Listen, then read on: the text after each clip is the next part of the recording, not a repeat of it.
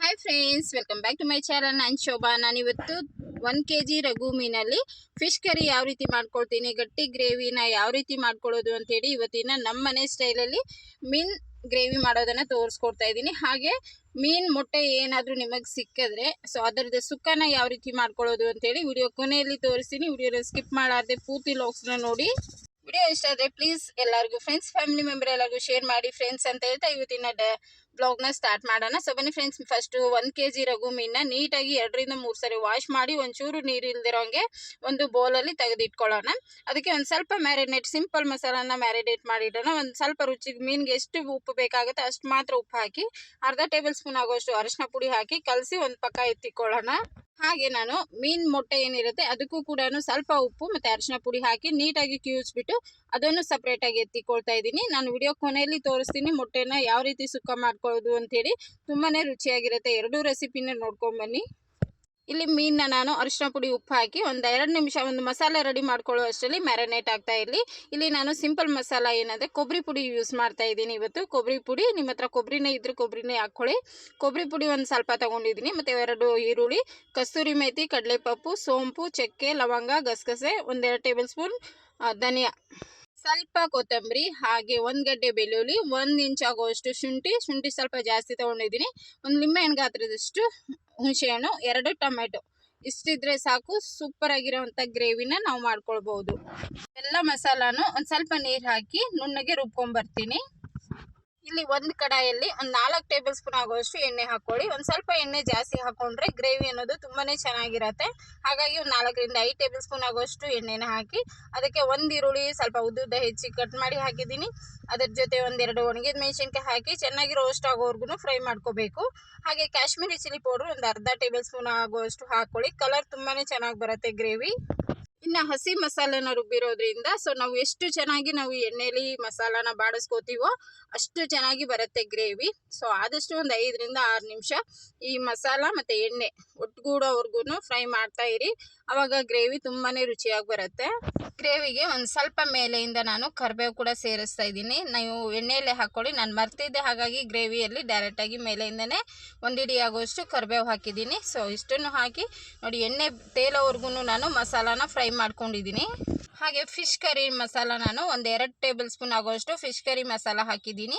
So ಇದ್ರೆ ಹಾಕ್ಕೊಳ್ಳಿ, ಇಲ್ಲ ಸ್ಕಿಪ್ ಕೂಡ ಮಾಡ್ಕೋಬೋದು. ಸೊ ನಾನು 2 ಟೇಬಲ್ ಸ್ಪೂನ್ ಫಿಶ್ ಕರಿ ಹಾಕಿ ಇನ್ನೊಂದು ಸರಿ ಚೆನ್ನಾಗಿ ಮಿಕ್ಸ್ ಮಾಡ್ಕೊಳ್ಳೋಣ. ನೋಡ್ತಾ ಇದ್ದೀರಲ್ಲ, ಪೂರ್ತಿ ಕಡಾಯಿ ಬಿಡೋವರೆಗೂ ನಾನು ಮಸಾಲಾನ ಫ್ರೈ ಮಾಡ್ಕೊಂಡಿದ್ದೀನಿ. ಅದಾದಮೇಲೆ ನಾನು ಕರಿ ಮಾಡ್ತಾ ಇರೋದ್ರಿಂದ, ಗಟ್ಟಿ ಗ್ರೇವಿ ಮಾಡ್ತಾ ಇರೋದ್ರಿಂದ ನಾನು ನೀರನ್ನ ಸ್ವಲ್ಪ ತುಂಬಾ ಕಡಿಮೆ ಯೂಸ್ ಮಾಡ್ತಾ ಇದ್ದೀನಿ. ನೀವು ಸಾರು ಮಾಡ್ಕೊಳ್ಳೋಂಗಿದ್ರೆ ನೀರು ಒಂದು ಸ್ವಲ್ಪ ಜಾಸ್ತಿ ಹಾಕ್ಕೊಳ್ಳಿ.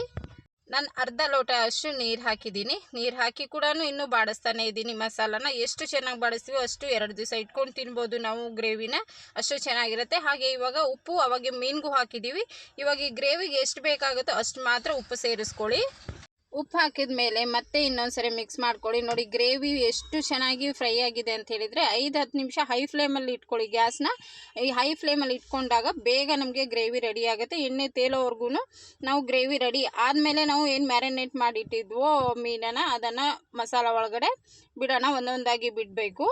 ಇಲ್ಲಿ ಫಿಶ್ ಕೂಡ ಇವಾಗ ಗ್ರೇವಿ ರೆಡಿ ಆದ ಕೂಡಲೇ ನಾವು ಮೀನು ಏನಿದೆ ಒಂದೊಂದು ಮ್ಯಾರಿನೇಟ್ ಮಾಡಿಟ್ಟಿರೋಂಥ ಮೀನನ್ನ ಒಂದೊಂದೇ ಎತ್ತು ಈ ರೀತಿ ಮಸಾಲ ಒಳಗಡೆ ಮುಳುಗಿಸ್ಬೇಕು. ಸೊ ಮಸಾಲೆಯಿಂದ ನೀಟಾಗಿ ಕವರ್ ಆಗಬೇಕು. ಅಲ್ಲಿವರೆಗೂ ನಾವು ಇದನ್ನು ಮಸಾಲ ಮಿಕ್ಸ್ ಮಾಡಿಕೊಂಡು ಹೈ ಫ್ಲೇಮ್ ಇಟ್ಕೊಳ್ಳಿ. ಒಂದು 5 ನಿಮಿಷ ಮಸಾಲ ಅಲ್ಲಿ ಮಿಕ್ಸ್ ಮಾಡಿ ಒಂದು ಪ್ಲೇಟ್ ಮುಚ್ಚಿ ಹಾಗೆ ಲಾಸ್ಟಲ್ಲಿ ಇನ್ನೇನು ಬೆಂದಾದ್ಮೇಲೆ 5 ನಿಮಿಷ ಆದಮೇಲೆ ನಾನು ಗ್ಯಾಸ್ ಆಫ್ ಮಾಡೋಕ್ಕೆ ಮುಂಚೆನೇ ಓಂಕಾಳು ಏನಿದೆ ಓಂಕಾಳನ್ನ ಒಂದು ಸ್ವಲ್ಪ ಕೈಯಲ್ಲಿ ಕ್ರಷ್ ಮಾಡಿಬಿಟ್ಟು ನೀಟಾಗಿ ಉದುರಿಸ್ಕೊಳ್ಳಿ. ಹಾಗೆ ಮೇಲಿಂದ ಒಂದು ಸ್ವಲ್ಪ ಕಸ್ತೂರಿ ಮೆಥಿ ಇದ್ದರೆ ಹಾಕ್ಕೊಳ್ಳಿ, ಇಲ್ಲ ಸ್ಕಿಪ್ ಮಾಡ್ಕೊಳ್ಳಿ. ಇಷ್ಟನ್ನು ಹಾಕಿ ಮಿಕ್ಸ್ ಮಾಡೋಕ್ಕೇನು ಹೋಗಬೇಡಿ. ಸೊ ಹಂಗೇ ಒಂದು ಕ್ಯಾಪ್ನ ಮುಚ್ಚಿ ಒಂದು 10 ನಿಮಿಷ ಹಾಗೆ ಬಿಟ್ಬಿಡಿ, ಇಲ್ಲ ಒಂದು ಅರ್ಧ ಗಂಟೆ ಬಿಟ್ಬಿಡಿ. ಗ್ರೇವಿ ತುಂಬಾ ಚೆನ್ನಾಗಿ ಸೆಟ್ಟಾಗಿರುತ್ತೆ. ನೋಡಿ ಒಂದು 10 ನಿಮಿಷ ಏನೋ ಬಿಟ್ಟಿದ್ದೆ. ನೋಡಿ ಈ ರೀತಿ ಬೆಂದಿದೆ. ಜಾಸ್ತಿ ಕೂಡ ಬೇಯಿಸ್ಕೊಬಾರ್ದು ಮೀನು. ಈ ರೀತಿಯಾಗಿ ನೀಟಾಗಿ ನಮಗೆ ಪೀಸ್ಗಳು ಸಿಗಬೇಕು. ನೋಡಿ ಪೀಸು ಈ ರೀತಿಯಾಗಿ ನಮಗೆ ಸಾಫ್ಟಾಗಿ ಬೆಂದಿರಬೇಕು. ಅಷ್ಟು ಚೆನ್ನಾಗಿ ನಾನು ಗ್ರೇವಿನ ಮಾಡಿದ್ದೀನಿ. ಸೊ ಸಖತ್ ಟೇಸ್ಟಿಯಾಗಿರುತ್ತೆ. ಸೊ ಒಂದ್ಸರಿ ಈ ಥರ ಮಾಡ್ಕೊಂಡು ನೋಡಿ, ಮತ್ತೆ ಮತ್ತೆ ಮಾಡ್ಕೋತಾ ಇದ್ದೀರಾ, ಅಷ್ಟು ಚೆನ್ನಾಗಿರುತ್ತೆ. ನಾನು ಇವಾಗ ರೊಟ್ಟಿ ಮೇಲೆ ಮತ್ತು ರೈಸ್ಗೆ ತುಂಬಾ ಒಳ್ಳೆ ಕಾಂಬಿನೇಷನ್ ಇರುತ್ತೆ, ಸಖತ್ ಟೇಸ್ಟಿಯಾಗಿರುತ್ತೆ. ನಾನು ಇವಾಗ ಮೀನು ಗ್ರೇವಿ ನೋಡ್ಕೊಂಬಂದ್ರಲ್ಲ, ಇವಾಗ ಮೀನು ಮೊಟ್ಟೆ ಸುಕ್ಕ ಯಾವ ರೀತಿ ಮಾಡೋದು ಅಂತ ಹೇಳಿ ನೋಡ್ಕೊಂಬರೋಣ. ಅವಾಗೇನೆ ನಾನು ಉಪ್ಪು ಅರಶಿನ ಪುಡಿ ಹಾಕಿ ಇಟ್ಟಿದ್ದೆ. ಇವಾಗ 1 ಟೇಬಲ್ ಸ್ಪೂನ್ ಆಗುವಷ್ಟು ಅಚ್ಕಾರದ ಪುಡಿ ಹಾಕಿ ಕೈಯಿಂದ ನೀಟಾಗಿ ಕಿವುಚ್ಕೊಳ್ಳಿ. ಇದು ಮೊಟ್ಟೆ ಎಗ್ ಬುಜ್ಜಿ ಹೇಗಾಗುತ್ತೋ ಅದೇ ರೀತಿ ಆಗುತ್ತೆ ಮತ್ತು ತುಂಬಾ ರುಚಿಯಾಗಿರುತ್ತೆ. ಕಡಾಯಲ್ಲಿ ಒಂದು 3 ಟೇಬಲ್ ಸ್ಪೂನ್ ಆಗುವಷ್ಟು ಎಣ್ಣೆ ಹಾಕ್ಕೊಳ್ಳಿ. ಎಣ್ಣೆ ಸ್ವಲ್ಪ ಜಾಸ್ತಿ ಹಾಕ್ಕೊಳ್ಳಿ, ಸುಕ್ಕ ತುಂಬ ಚೆನ್ನಾಗಿರುತ್ತೆ. ಎಣ್ಣೆ ಬಿಸಿ ಆದ ಕೂಡಲೇ 1 ಹಿಡಿ ಆಗುವಷ್ಟು ಕರಿಬೇವು, ಹಾಗೆ ಕೊತ್ತಂಬರಿ, 1-2 ಈರುಳ್ಳಿ ಸಣ್ಣ ಹೆಚ್ಚಿರುವಂಥ ಈರುಳ್ಳಿ ಹಾಕಿ ಒಂದು ಸ್ವಲ್ಪ ರುಚಿಗೆ ತಕ್ಕಷ್ಟು, ಅವಾಗೆ ಉಪ್ಪು ಹಾಕಿದ್ದೀನಿ. ಇವಾಗ ಈ ಈರುಳ್ಳಿಗೆ ಎಷ್ಟು ಉಪ್ಪು ಬೇಕಾಗುತ್ತೋ ಅಷ್ಟು ಮಾತ್ರ ಉಪ್ಪು ಹಾಕಿ ಒಂದು ಸ್ವಲ್ಪ 1 ಟೇಬಲ್ ಸ್ಪೂನ್ ಆಗುವಷ್ಟು, ಒಂದು ಅರ್ಧ ಟೇಬಲ್ ಸ್ಪೂನ್ ಆಗುವಷ್ಟು ಕಾಶ್ಮೀರಿ ಚಿಲ್ಲಿ ಪೌಡ್ರು, ಕಲರ್ ಚೆನ್ನಾಗಿರುತ್ತೆ. ಸೊ ಇಷ್ಟನ್ನು ಹಾಕಿ ಒಂದ್ಸರಿ ಚೆನ್ನಾಗಿ ಈರುಳ್ಳಿ ಎಲ್ಲನೂ ಚೆನ್ನಾಗಿ ಬಾಡಿಸ್ಕೊಂಡಾದ್ಮೇಲೆ ನಾನು ಮೊಟ್ಟೆ ಏನು ಕಿವುಚಿಟ್ಕೊಂಡಿದ್ನೋ ಅದನ್ನು ಹಾಕಿ ಹೈ ಫ್ಲೇಮಲ್ಲಿ ಕರೆಕ್ಟಾಗಿ ಒಂದು 5 ನಿಮಿಷ ಚೆನ್ನಾಗಿ ಕೈ ತಿರುಗಿಸ್ತಾನೆ ಇರಿ. ಮೊಟ್ಟೆ ಎಗ್ ಬುಜ್ಜಿ ಹೇಗೆ ಇರುತ್ತೋ ಅದೇ ರೀತಿ ಬರುತ್ತೆ. ಈ ಮೊಟ್ಟೆ ಎಗ್ ಬುಜ್ಜಿ ಯಾರು ಇಷ್ಟಪಡಲ್ವೋ ಎಲ್ಲರೂ ಇಷ್ಟಪಟ್ಟು ತಿನ್ನೋ ಅಷ್ಟು ಟೇಸ್ಟಿಯಾಗಿರುತ್ತೆ. ಸಿಂಪಲ್ಲಾಗಿ ಮಾಡ್ಕೊಳ್ಳೋದು, ಜಸ್ಟ್ 5 ಮಿನಿಟ್ಸಲ್ಲಿ ರೆಡಿ ಆಗಿಬಿಡುತ್ತೆ. ನೀವು ಯಾರಾದರೂ ತಿಂದಿಲ್ಲ ಅಂದರೆ ಸೊ ಈ ರೀತಿ ಮಾಡಿಕೊಂಡು ತಿಂದು ನೋಡಿ, ಸಖತ್ ರುಚಿಯಾಗಿರುತ್ತೆ. ಚಪಾತಿ ಜೊತೆ ಆದರೂ ತಿನ್ಬೋದು, ಇಲ್ಲ ಹಾಗೆ ಕೂಡ ತಿನ್ಬೋದು. ನಾನು ಕೂಡ ಫಸ್ಟು ಮೊಟ್ಟೆನ ತಿಂತಾ ಇರಲಿಲ್ಲ. ಸೊ ಅದನ್ನು ಯಾವಾಗ ಈ ರೀತಿ ಮಾಡಿ ತಿನ್ನೋ ಅವಾಗಿಂದ ನಾವು ಕೂಡ ವೇಸ್ಟ್ ಮಾಡ್ದಿರ ಈ ರೀತಿ ಮಾಡಿಕೊಂಡು ಸುಕ್ಕ ಮಾಡಿಕೊಂಡು ಎಲ್ಲರಿಗೂ ಸರ್ವ್ ಮಾಡಿ ನಾನು ಕೂಡ ತಿಂತೀನಿ. ಅಷ್ಟು ಚೆನ್ನಾಗಿರುತ್ತೆ. ಇವಾಗ ಒಂದು ಸ್ವಲ್ಪ ಇನ್ನೇನು ಆಯಿತು ಇಳಿಸ್ತೀವಿ ಅಂದಾಗ ಒಂದು ಸ್ವಲ್ಪ ಓಂಕಾಳು ಏನಿರುತ್ತೆ ಅದನ್ನು ಕೂಡ ಕೈಯಲ್ಲಿ ಕ್ರಷ್ ಮಾಡಿ ಮೇಲೆಯಿಂದ ಉದುರಿಸ್ಬಿಟ್ಟು ಒಂದ್ಸರಿ ಮಿಕ್ಸ್ ಮಾಡಿ ಒಂದು 5 ನಿಮಿಷ ಹಾಗೆ ಬಿಟ್ಬಿಡಿ. ಆವಾಗ ನೋಡಿ ಸುಕ್ಕ ನಿಮಗೆ ಯಾವ ರೀತಿ ನಾವು ಎಗ್ ಬುಜ್ಜಿನ ಮಾಡ್ಕೊತೀವೋ ಸೇಮ್ ಡಿಟ್ಟೋ ಅದೇ ರೀತಿಯಾಗಿರುತ್ತೆ. ಮಿಕ್ಸ್ ಮಾಡ್ತಾ ಹೈ ಫ್ಲೇಮಲ್ಲಿ ಜಸ್ಟ್ 5 ಮಿನಿಟ್ಸಲ್ಲಿ ಈ ರೀತಿಯಾಗಿ ಎಗ್ ಬುಜ್ಜಿ ರೆಡಿ ಆಗುತ್ತೆ. ಸೊ ಎಗ್ ಬುಜ್ಜಿ ರೆಡಿ ಆಯಿತು. ಸೊ ಸಿಂಪಲ್ ಫ್ರೆಂಡ್ಸ್ ಮಾಡ್ಕೊಳ್ಳೋದು. ಈ ರೀತಿ ಟ್ರೈ ಮಾಡಿ ಹೇಗೆ ಬರುತ್ತೆ ಅಂತ ಹೇಳಿ ತಪ್ಪದಿರೆ ಕಮೆಂಟ್ ಮಾಡಿ. ಇವತ್ತಿನ ವಿಡಿಯೋ ಹೇಗೆ ಅನ್ನಿಸ್ತು ಎರಡೂ ರೆಸಿಪಿ ಅಂತ ಹೇಳಿ ತಪ್ಪದಿರೆ ಕಮೆಂಟ್ ಮಾಡಿ. ವಿಡಿಯೋ ನಿಮಗೆ ಸ್ವಲ್ಪ ಆದರೂ ಯೂಸ್ಫುಲ್ ಆಗಿದ್ರೆ ಫ್ರೆಂಡ್ಸ್ ಫ್ಯಾಮಿಲಿ ಮೆಂಬರ್ ಎಲ್ಲರಿಗೂ ಶೇರ್ ಮಾಡೋದನ್ನು ವಿಡಿಯೋ ಮರಿಬೇಡಿ. ಸೊ ಹಾಗೆ ಬಿಸಿ ತಿಂತಾ ಇರಿ, ಇದನ್ನು ಸಖತ್ ರುಚಿಯಾಗಿರುತ್ತೆ. ಸೊ ಆರೋದಕ್ಕೆ ಬಿಡಬೇಡಿ, ಬಿಸಿ ಚಪಾತಿ ಜೊತೆ ಅದು ತಿನ್ನಿ, ಇಲ್ಲಾಂದರೆ ಒಂದು ಪ್ಲೇಟಲ್ಲಿ ಸರ್ವ್ ಮಾಡ್ಕೊತೀನಿ, ಸಖತ್ ಟೇಸ್ಟಿಯಾಗಿರುತ್ತೆ.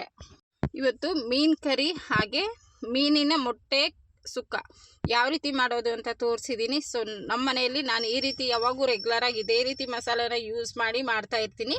ಸೊ ಅದನ್ನು ನಿಮ್ಮೊಟ್ಟಿಗೆ ಕೂಡ ಶೇರ್ ಮಾಡಿದ್ದೀನಿ. ಮುಂಚೆ ಕೂಡ ಸುಮಾರು ವಿಡಿಯೋಗಳಲ್ಲಿ ತೋರಿಸಿದ್ದೀನಿ. ಇವತ್ತು ಕೂಡ ಬೇರೆ ಥರ ಮಾಡಿದ್ದೀನಿ. ಸೊ ಎಲ್ಲ ಬ್ಲಾಗ್ಸ್ನು ನೋಡಿ ಹಾಗೆ ಸಪೋರ್ಟ್ ಮಾಡ್ತಾ ಇರಿ ಫ್ರೆಂಡ್ಸ್. ನೋಡಿ ನಾನು ಇವಾಗ ಒಂದು ಲಿಂಬೆಹಣ್ಣಿಂದ ಸ್ವಲ್ಪ ಲಿಂಬೆಹಣ್ಣು ರಸನ ಇಟ್ಕೊಂಡು ಸರ್ವ್ ಮಾಡ್ತಾ ಇದ್ದೀನಿ. ಈ ಎರಡೂ ರೆಸಿಪಿಗಳು ನಿಮಗೆ ಹೇಗೆ ಅನ್ನಿಸ್ತು ಅಂಥೇಳಿ ತಪ್ಪದಿರೆ ಕಮೆಂಟ್ ಮಾಡಿ ಅಂತ ಹೇಳ್ತಾ ಇವತ್ತಿನ ಬ್ಲಾಗ್ಸ್ನ ಮುಗಿಸಿ ಮತ್ತೆ ನಾಳೆ ಇನ್ನೊಂದು ಹೊಸ ರೆಸಿಪಿಯೊಂದಿಗೆ ಮತ್ತೆ ಸಿಗೋಣ ಫ್ರೆಂಡ್ಸ್. ಬಾಯ್.